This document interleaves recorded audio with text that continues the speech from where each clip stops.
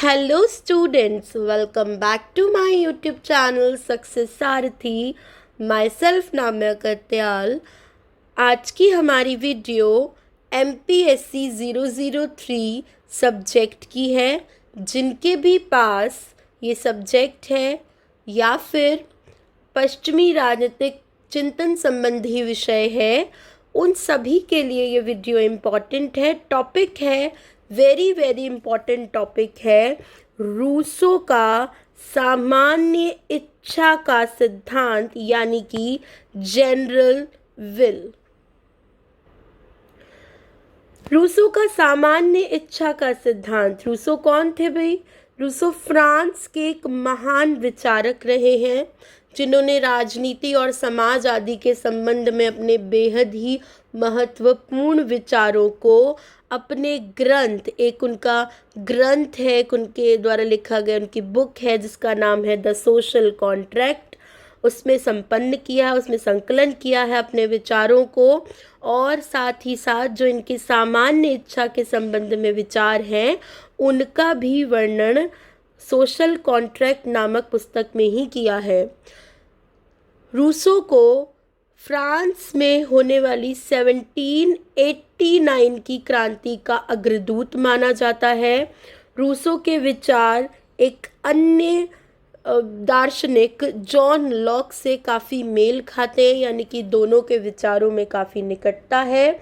और रूसो को स्वतंत्रता और लोकतंत्र का अग्रदूत भी माना जाता है. रूसो के जितने भी विचार रहे हैं, जो भी उन्होंने अपने समय पर विचार दिए हैं, उन सभी में से सबसे अधिक महत्वपूर्ण उनका सामान्य इच्छा यानी कि जनरल विल का सिद्धांत है, जो उनके राजनीतिक विचार और राजनीतिक दर्शन की आधारशिला माना जाता है. मैक्सी का कहना है कि सामान्य इच्छा की धारणा सूक्ष्म मनोयोग की पात्र है. वह रूसो के दर्शन का मर्म है. शायद राजनीतिक चिंतन के प्रति उनका विशिष्ट योगदान है. ये महत्व है एक तरीके से रूसो के सामान्य इच्छा के सिद्धांत का, कि यह कितना, ये सिद्धांत उनके पूरे कार्यकाल हेतु कितना महत्वपूर्ण है.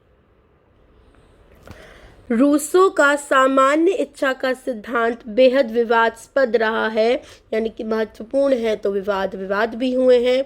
एक और जहां लोकतांत्रिक समर्थकों ने, लोकतांत्रिक शासन प्रणाली के समर्थकों ने इसका समर्थन किया है, इसको पॉजिटिव तरीके से अपनाया है, और वही दूसरी ओर जो है आपका राजनीतिक एवं निरंकुश शासकों द्वारा जनरल विल का गलत प्रकार से प्रयोग किया गया है. रूसो के सामाजिक समझौते के सिद्धांत में उनका कहना है, सामाजिक सिद्धांत के द्वारा, इन्होंने सामाजिक समझौते के द्वारा समाज के लिए व्यक्ति अपनी शक्ति को त्याग देता है, ऐसा उनका कहना है.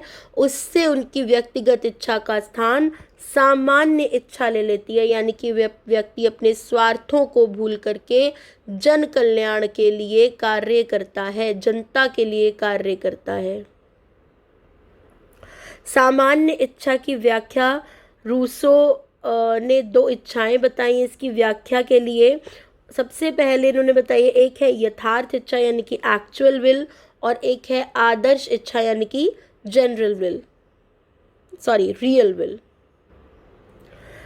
आखिरकार सामान्य इच्छा का अर्थ क्या है, सबसे पहले यह जान लेते हैं. तो ये राज्य की संपूर्ण जनता की सभी वास्तविक इच्छाओं का योग, यानी कि उनको मिला करके सामान्य इच्छा बनती है. इसके द्वारा मनुष्य स्वयं व्यक्तिगत हितों की कामना ना करके सार्वजनिक और संपूर्ण समाज के कल्याण की कामना करता है. ग्रीन एक विचारक है, उनका कहना है कि सामान्य हित ही सामान्य चेतना होती है. रूसो कहते हैं कि सामान्य इच्छा सभी लोगों की अच्छी इच्छाओं का योग है, तो इसका पालन हम सभी को अवश्य से करना चाहिए. आखिरकार सामान्य इच्छा का निर्माण किस प्रकार होता है? रूसो कहते हैं कि सामान्य इच्छा का निर्माण की जो प्रक्रिया है वो सर्वसाधारण इच्छा के प्रारंभ से होती है. सर्वसाधारण की इच्छा व्यक्तिगत की समस्याओं को सबसे पहले अपने स्वयं दृष्टिकोण से देखती है, जिसमें यथार्थ और आदर्श दोनों प्रकार की इच्छाएं शामिल होती हैं। सामान्य इच्छा के निर्णय शुभ और आदर्श होते हैं, जिनका व्यक्ति अवश्य से पालन करना चाहिए। इन सभी को व्यक्ति को ज़रूर पालन करना चाहिए, क्योंकि व्यक्ति जब अपने स्वार्थों को छोड़ देता है, अपने स्वार्थों में संलग्न नहीं होता है, तभी वह जन कल्याण के लिए या समाज के कल्याण के लिए सोच सकता है। जब तक व्यक्ति अपनी मोह माया लोभ लालच अपने स्वार्थों में फंसा रहेगा, अपने कार्यों में फंसा रहेगा, अपनी इच्छाओं की पिंजरे में बंद रहेगा, तब तक वह अन्य की इच्छाओं के लिए नहीं सोच सकता, अन्य की ज़रूरतों को पूरा नहीं कर सकता। अब हम जानेंगे सामान्य इच्छा की विशेषताएं क्या क्या हैं, उनके बारे में। सबसे पहले, सामान्य इच्छा सदैव न्यायशील है, यानी कि न्याय पर आधारित है। सामान्य इच्छा का संबंध जनहित से है, यानी कि जनता के कल्याण और जनता के बारे में यह सोचता है। यह स्वतंत्रता और समानता का पोषक है। सामान्य इच्छा स्वार्थ की इच्छा नहीं हो सकती। सामान्य इच्छा का स्वरूप अवैयक्तिक और निस्वार्थ है। सामान्य इच्छा संप्रभुता संपन्न इच्छा है। सामान्य इच्छा अविभाज्य है। सामान्य इच्छा विभिन्नता में एकता स्थापित करने में विश्वास रखती है। सामान्य इच्छा सदैव स्थायी और शाश्वत बनी रहती है। सामान्य इच्छा अचूक। सामान्य इच्छा के महत्व।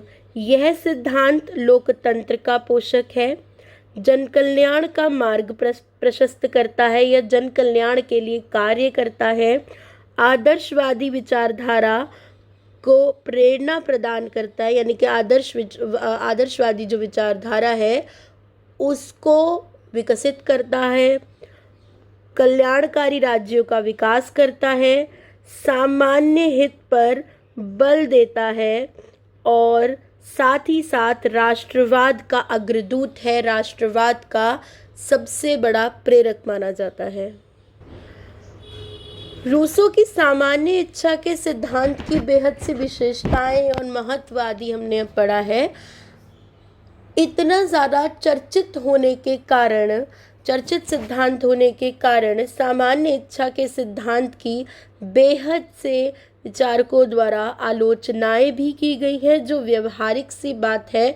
सभी सिद्धांतों के पॉजिटिव और नेगेटिव दोनों पॉइंट्स हमने डिस्कस करे हैं पहले की वीडियो में।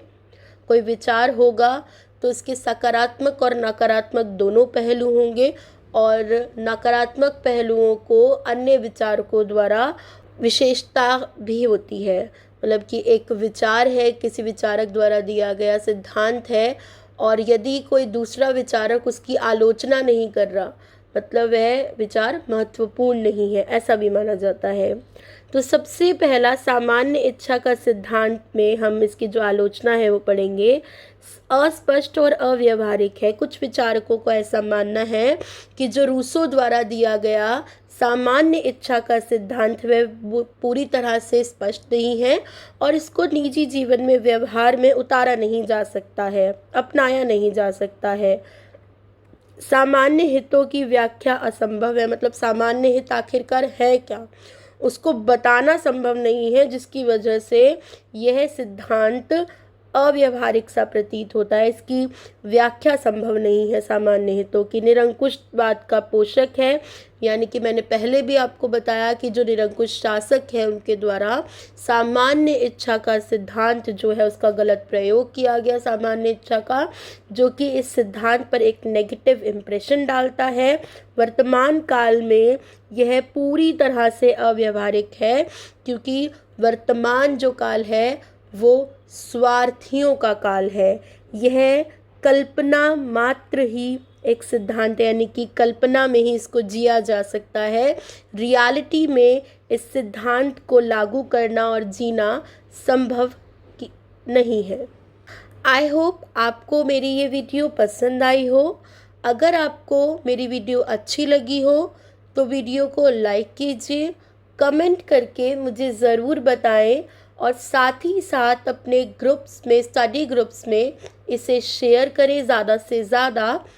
और अगर आप मेरे चैनल पे नए हैं या फिर आपने अभी तक मेरा चैनल सब्सक्राइब नहीं किया है तो प्लीज़ मेरे चैनल को आगे की वीडियोस के लिए सब्सक्राइब ज़रूर करें। Thank you for watching.